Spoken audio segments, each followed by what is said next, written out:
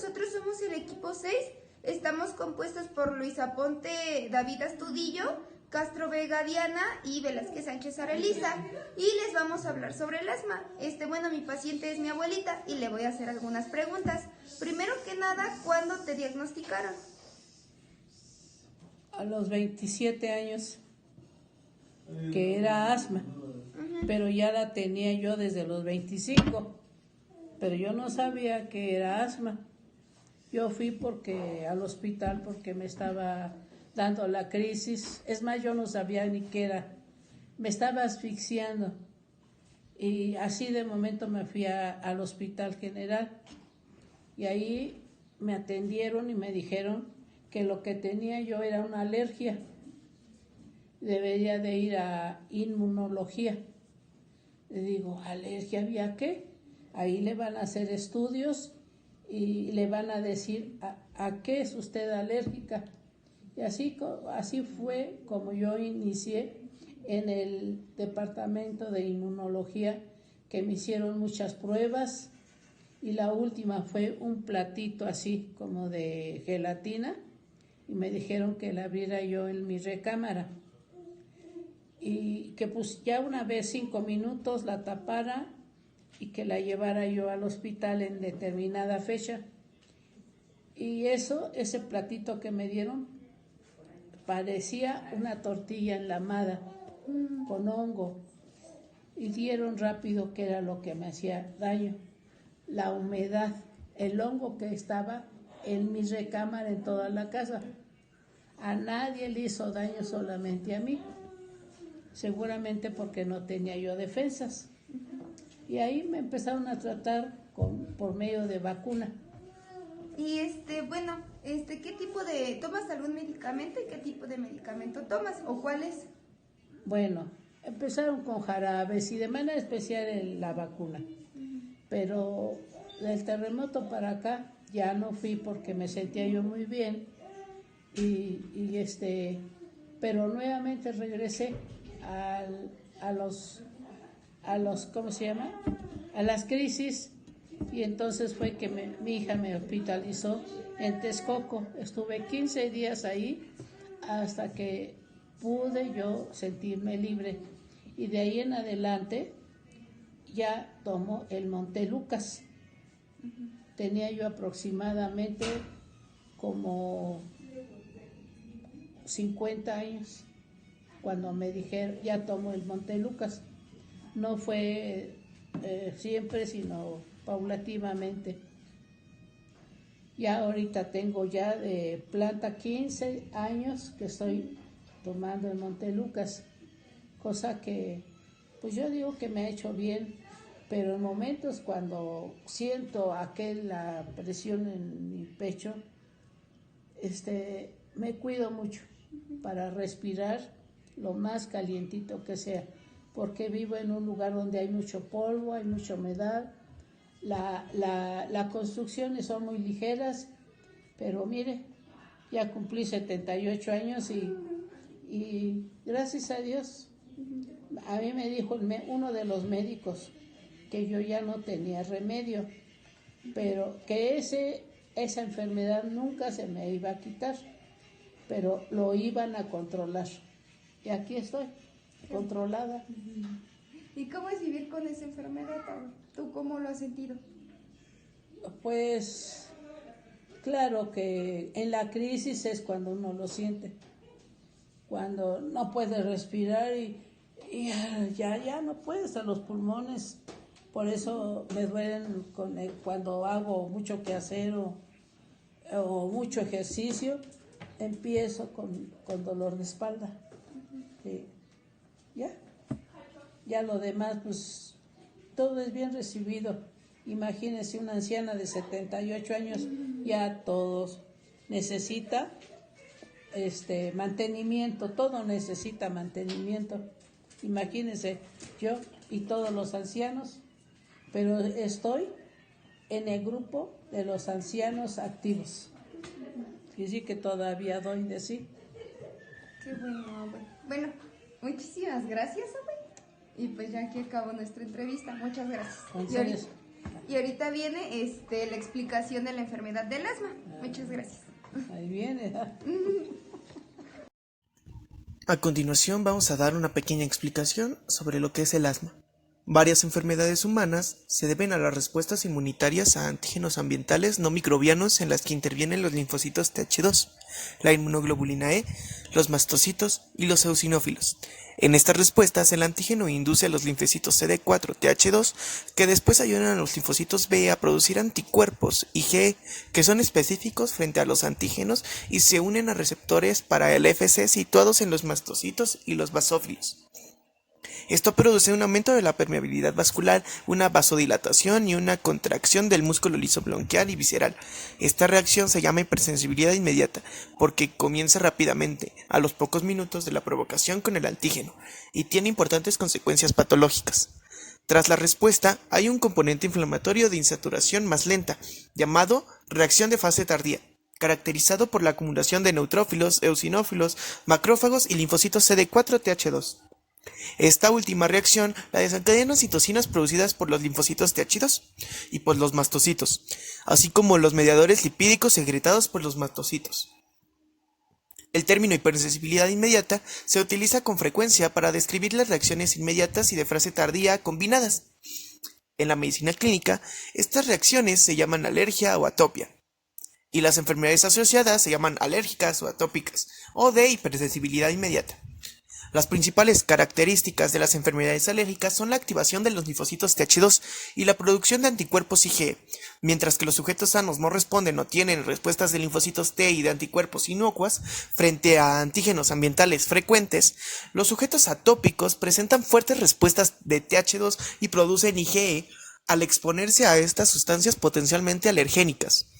La secuencia típica de acontecimientos en esta hipersensibilidad consiste en la exposición a un antígeno, la activación de los linfocitos Th2 y los linfocitos B específicos frente al antígeno, la producción de anticuerpos IgE y la unión del anticuerpo a receptores para la FC de los mastocitos y la activación de los mastocitos para la reexposición al antígeno, lo que provoca la liberación de mediadores de los mastocitos y la posterior reacción patológica. Los antígenos que desencadenan la hipersensibilidad inmediata, también llamados alérgenos, son habitualmente proteínas y sustancias químicas ambientales que pueden modificar las proteínas. Las citocinas producidas por los linfocitos Th2 son responsables de muchas de las características de la hipersensibilidad inmediata. Las manifestaciones clínicas y anatomopatológicas de la hipersensibilidad inmediata consisten en varias reacciones vasculares y del músculo liso que aparecen rápidamente tras la exposición repetida al alérgeno, y en una reacción inflamatoria tardía. Las reacciones de hipersensibilidad inmediata se manifiestan en diferentes formas dependiendo de los tejidos afectados, pero pueden ser exantemas, congestión sinusal, constricción bronquial, dolor abdominal, diarrea o shock sistémico. El anticuerpo IgE es el responsable de la sensibilización de los mastocitos y proporciona el reconocimiento del antígeno en las reacciones de hipersensibilidad inmediata. No se sabe por qué algunos antígenos inducen fuertes respuestas del Th2 y reacciones alérgicas mientras que otros no. La activación crónica o repetida del linfocito T sin una unidad innata puede llevar a los linfocitos T CD4 hacia la vía Th2, ya que los propios linfocitos T producen la interleucina 4, que es la principal citocina inductora de Th2. La síntesis de interglobulina E depende de la activación de los linfocitos T CD4, cooperadores del subgrupo Th2, y su secreción de interleucina 4 antes mencionada e interleucina 13. A los linfocitos B específicos frente a alérgenos los activan los linfocitos Th2 y TFH. Como en otras respuestas del linfocito B dependientes del linfocito T, bajo la influencia del ligando para el CD40 y de las citocinas, sobre todo de la interleucina 4, producidas por estos linfocitos T cooperadores. Los linfocitos B sufren un cambio de isotipo de cadena pesada y producen interglobulina E. Los mastocitos, los basófilos y los eosinófilos son las células efectoras de las reacciones de hipersensibilidad inmediata y de las enfermedades alérgicas. Aunque cada uno de estos tipos celulares tiene características únicas, los tres contienen gránulos citoplasmáticos que contienen los principales mediadores de las reacciones alérgicas y de los tres tipos celulares. Estos producen mediadores lipídicos y citocinas que inducen a la inflamación. Los mastocitos activados secretan varios mediadores responsables de las manifestaciones de las reacciones alérgicas. Entre ellas están sustancias que se almacenan en los glándulos y se liberan rápidamente tras la activación, y otros sintetizan después de la activación. La unión de la interglobulina E a los mastocitos y los basófilos, el receptor para el FCE, los mastocitos y los basófilos expresan un receptor de afinidad alta para el FC específico de las cadenas pesadas, llamado FCEIR, que se une a la interglobulina E. Cada molécula de FCEIR está compuesta de una cadena a la que se une la región FC de la interglobulina. Cada molécula de FCRI está compuesta por una cadena A que se une a la región FC de la interglobulina E y de una cadena B. Y estas dos cadenas, cada molécula de FCEIR está compuesta de una cadena a la que se une. Cada molécula de FCEIR está compuesta de una cadena A que se une a la región FC de la interglobulina E y de una cadena B. El asma es una enfermedad autoinmune inflamatoria causada por reacciones alérgicas repetidas de fase inmediata y tardía, que generan la obstrucción intermitente por moco de la vía respiratoria, la inflamación bronquial crónica, la hipertrofia del músculo liso de los bronquios y una hiperreactividad a los broncoconstrictores. La respuesta inmune que ocurre en el asma comienza con la activación de mastocitos ante la presencia del alérgeno. Los mastocitos se activan cuando este alérgeno inhalado, que va a ser nuestro antígeno, se une a las moléculas receptoras de IgE de alta afinidad en la superficie del mastocito. Y debido a que las IgE son específicas para este alérgeno, la exposición al antígeno va a generar un entrecruzamiento de las moléculas receptoras de IgE. La concentración de mastocitos va a influir directamente en la gravedad de la respuesta inmune. El entrecruzamiento dará lugar a una reacción de hipersensibilidad inmediata en la que se libera histamina y se producen mediadores lipídicos, y posteriormente la fase tardía está mediada por la liberación de citocinas. La fase de hipersensibilidad inmediata puede no ser detectable por la zona en donde ocurre. Se van a generar cambios vasculares mediante la histamina, que actúa en las células endoteliales venulares, que sintetizan mediadores lipídicos y provocan una vasodilatación y fuga vascular. Segundos después de la activación del mastocito, mediante la acción intracelular de la proteína sinasa C activada, es posible el movimiento de los gránulos de histamina hasta la membrana, para que estos puedan fusionarse y liberar el contenido al espacio extracelular. Si bien la histamina constriñe al músculo liso bronquial, la broncoconstricción que causa no es de gran importancia, ya que sus efectos duran poco tiempo. La síntesis de los mediadores lipídicos que actúan en el asma está controlada por la enzima fosfolipasa A2, que hidroliza fosfolípidos para formar a los mediadores que intervienen en la enfermedad. Estos van a ser los leucotrienos, el factor activador de las plaquetas o PAF y la prostaglandina D2. Los más importantes van a ser los leucotrienos, que vendrían siendo el LTC4 y sus productos metabólicos, LTD4 y LTE4. Estos van a causar una broncoconstricción prolongada. También van a actuar enzimas en esta fase, las cuales van a ser la triptasa, que contribuyen a la lesión tisular, y la quimasa, que estimula la secreción de moco. En la fase tardía, vamos a tener que esta ocurre de 2 a 4 horas después de la activación del mastocito y puede aparecer sin que la reacción de hipersensibilidad inmediata sea detectable, ya que en el asma puede haber brotes repetidos de inflamación sin los cambios vasculares de la respuesta inmediata. Esto debido a una escasa activación del mastocito, por lo que la inflamación crónica de esta enfermedad puede continuar sin dicha activación.